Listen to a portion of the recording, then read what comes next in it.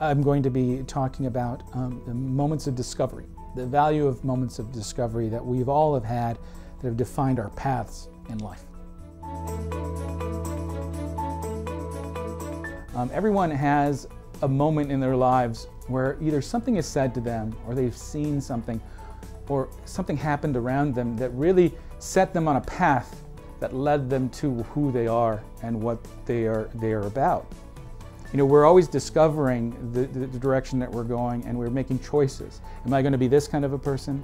Am I going to be this kind of a person? Some people know immediately what those moments are, you know, when we talk about this, when I talk about this with people. And other people, it takes them a while to figure it out. And that internal search is really important, because every time you are in a position where you have to make a choice, or you have to come up with a great idea, or you have to be creative in some way, shape, or form, or solve a problem, you should refer back to that moment, because that moment was really key and important to who you are and what you're about. So this is a story about my moment of discovery. He was a Vietnam veteran. And this guy was dressed in a leather jacket. He was a Harley guy. He had the bandana over his head. He looked tough. He had the long beard, gray hair. He stopped in front of that Native American painting. And he proceeded to tell me the story about when he was young and he went to Vietnam, and how scared he was. And how when he landed in the jungle, he met up with this company that had been there a while. And he was just terrified of being killed immediately as soon as he jumped off the helicopter.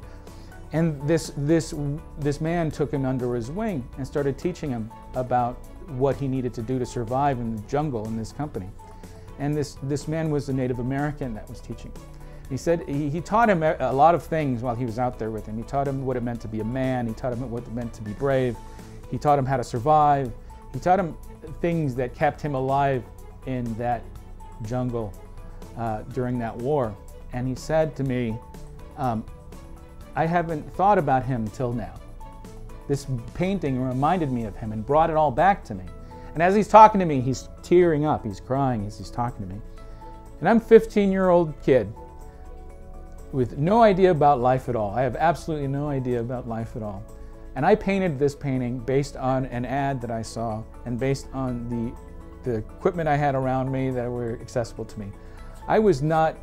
If I was told to paint a painting that would make a man like this, a man who'd been to hell and back, cry, it would be impossible. It would be impossible for me to do that.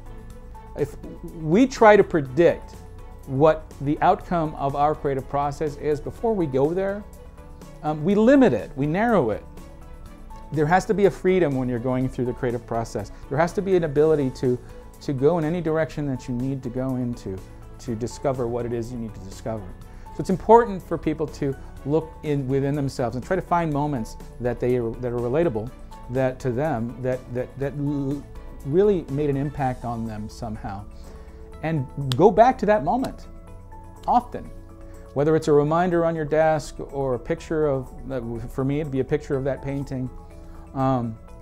There is something out there that can bring you to the place you need to be when you are at your best creatively. Reaching for those moments is really important.